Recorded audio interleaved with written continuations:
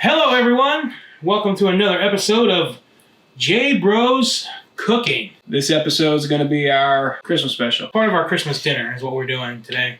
I'd say about 20 years now. This has been what our family does. It was my mom's idea and then my sister and... So we're making our homemade macaroni. Cavatelli, I believe is the... I don't even know what it's called. The right way to say it. My mom always called it Gavadeel. I knew it as Gavadeel until I was talking to someone and they were like asking me, it was a guy I worked with, he's Italian. He was asking me what our tradition was for Christmas, we were talking and I was like, yeah, we make Gavadeel, and I'm explaining to him and he's like, he did not know where Gavadeel was. And I finally looked up what the actual macaroni we were making was, and it's Cavatelli. So apparently that was just one of those. We're probably still saying it wrong, but...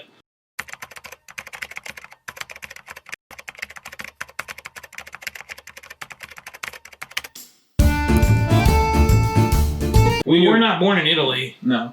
So we're making our traditional Christmas Day homemade macaroni. Normally we do a meat sauce with sausage, meatballs, brinjal. We usually have ham as well. Ham comes out and then there's later. It's like a second course, even though you're already full. Yeah. It's a big deal. Christmas is a big deal at our house. The main focus is the homemade macaroni, so that's what we're going to show you guys. Today we're going to go over the ingredients real fast. Fresh pasta is a real simple recipe. We have 4 eggs, 1 cup of all-purpose flour, olive oil, black pepper, and salt. Pretty simple. We got the handy food processor out. Everything goes right in there. It mixes for us. And let's be honest, the big thing is it saves a lot of mess. And we are in John's kitchen again. Because I'm out of quarantine, but my father is not. We're just playing it safe. We'll just play it safe. So here we go. We're going to break an egg. I'm breaking it into the processor. Yeah, right into the processor. Give it a little more crack. This one doesn't feel like that one. Oh. You know what? That was messy.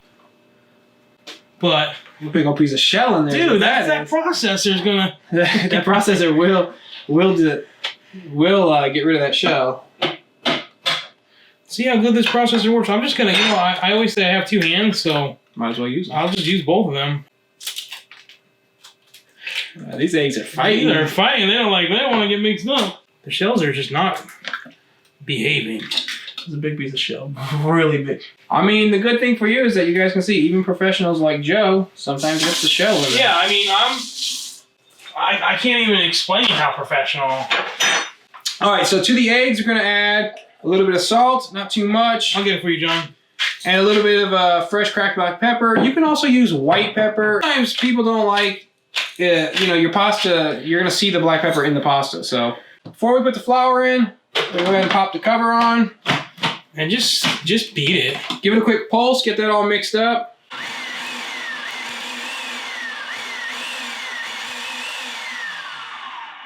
Is that good, or do you want me to keep beating it? That's good. We're going to start with about half the flour. Let me see if I can figure this out. We're going to go ahead and give that a mix. Is that where I'm going through? That's it, right? Yeah. Just there. It doesn't make any sense, this design, I'll be honest. I don't even have a food processor. I'm behind. Ooh, let me work it from here so I can get it on that angle, Joel. All right, so John is mixing this. We wanted to get that shot for you guys. Illegally.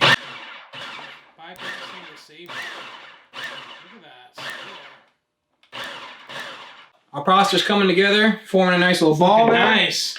We're going to pull it out of here. It's still very sticky. I'm trying to do this and not get my hands dirty. A little flour down here. Put that in the sink for me. We're going to knead it by hand a little bit.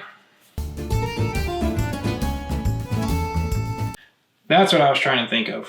What did we forget to put in? No. Remember I was saying we gave you measurements, but there's really no exact measurement for the pasta. It's like, I was trying to say, it's like something we made before and I couldn't think. It's like the pizza dough. So it's like, you just got to figure it out as you go along. I don't even know what comes next. I've never done this. You're always there, though. I'm always there. Actually, we'll use your cutting board there, Joe. Yeah, I brought my cutting board. Put that guy to use. So normally you roll out a little snake like this. Lay it on the board. Cut them into about 1-inch pieces. You think they have a machine that actually cuts it? This mine does. So why are you cutting it then? Because I'm going to show you how to do it by hand. Oh. Yeah. The old way. So this is the way we used to do it.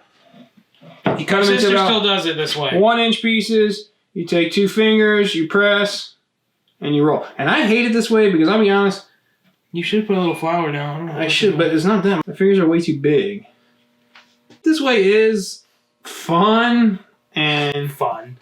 Well, yeah, I used to play with Play-Doh when I was a baby. The family feels like it's more authentic. When you're making like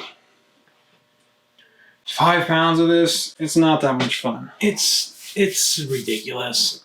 We showed you by hand. Hang on, let me We're gonna roll out some snakes out of our pasta. I like to put a little extra flour on it before I start rolling it. Keeps it from sticking. It's like one of those things that if you're not interested in it, there's no point in doing it. For us, it's a family tradition thing. It's partly tradition, you know. It'll be tradition like for our kids. It's like one thing, especially now that mom's gone, it's just a good way to keep her memory going. I still go to sleep, I'm not gonna lie. You do. You take that nap. That's part of your tradition. So we're gonna hit a little bit of flour over these, over our snakes. I had found this little machine on Amazon, and it works great. It took a little while to learn. You take your snakes, Driving. you feed them in here, and out the other side.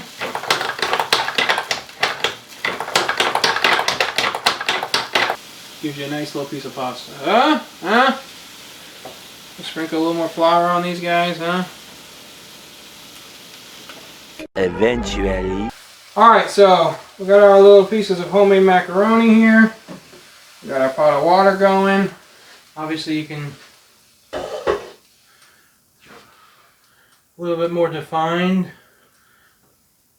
and Versus a little thicker and heartier. Probably not gonna cook exactly the same, but hey, well, the pasta's pretty. The fresh pasta's pretty easy. It's pretty much once it floats, it's done. You just kind of smooth them off. And you're about, you know, probably 8 to 10 minutes. Get a spoon, give it a stir. Make sure it's not sticking. Someone's driving fast down the street. All right. Let this come back up to a boil. Like I said, probably about 8 to 10 minutes. We're going to clean up a little bit and we'll be back. Alright, there's our timer. There's the timer. Right at about 8 minutes. Let's give this pasta a check. Hot. Shut that off. How's it done? That's done. How about those dumplings? The big ones? So the ones you roll out by hand, they kind of turn into a miniature dumpling. We got our homemade tomato sauce right here. I'm going to put a little bit of that down in the bottom of Nice. Here's this guy right here. Strain these guys out. We get a little bit of that pasta water in there too when we pull these out, which is actually okay. It'll give a nice starchiness. Add a little bit more sauce on top here. Go ahead and give it a little mix. Mix that up.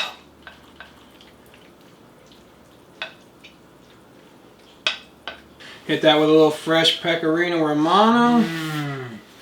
Like we said, normally, as always, traditionally our meat sauce, so we did show you just what we would normally have. We'll probably do a future episode of making the meat sauce and going through that whole process, but we got our meatballs, the bajal, which is a flank steak that we put the pecorino romano and pine nuts in, and then you roll it. It's a lot of work. And it's expensive. And our hot Italian sausage. This is traditionally what your plate would look like when you sit down at a Christmas dinner at our house. Probably a little more too. This would be, like we said, first course technically. We still have ham after this, and But the pasta was always served with these meats by itself, and then the ham and everything else came out after you're already full. Yeah. We need a little bit more cheese on here, Joey. Yeah, I was just trying to, like, you know, so when I take a picture, you can actually see the macaroni.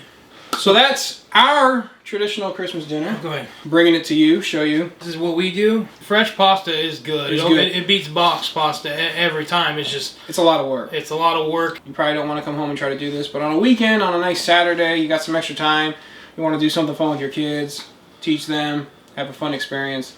Try making some homemade macaroni.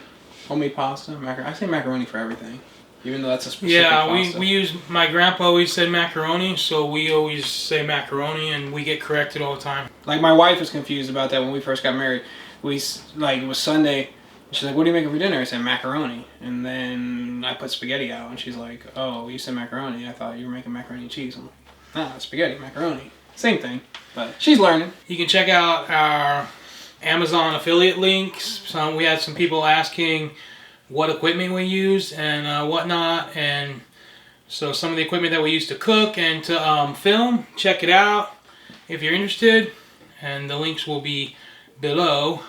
The cutting boards are all custom, yeah. So eventually I'm going to have a cutting board store because I do a little woodworking on the side, but right now if you're interested, check that out. We'd appreciate it. And again, thanks for watching our channel. Don't forget to hit like and subscribe. We'd love for you to subscribe and follow us, and hit that bell. Ring it so when something shows up, you get notified. We appreciate it. Thanks for following. Thanks for subscribing. Thanks for subscribing.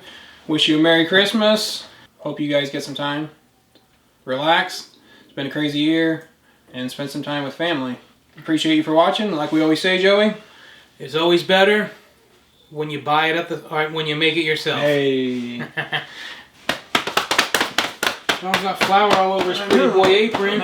Growing up, I remember with Grandpa, you get your flour, the flour goes on the table, you make the well in the middle, you crack all the eggs into the middle, you beat the eggs in the middle of the flour well, which never made any sense. Even now, I don't understand why we wouldn't just beat the eggs separately, then put them into the well, but you put the eggs in whole and tried to beat them without the flour breaking and egg running all over the table, and it was just a big process, a big mess. Big mess, that's all it was.